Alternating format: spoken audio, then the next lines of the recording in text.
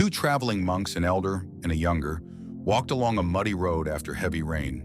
At a river, they found a young woman afraid to cross the deep mud. Without hesitation, the elder monk carried her across and set her down safely.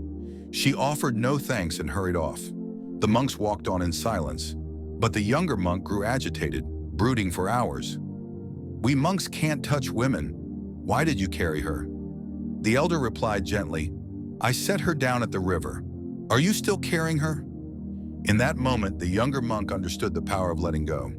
We carry burdens long after they're gone. Let go and find peace.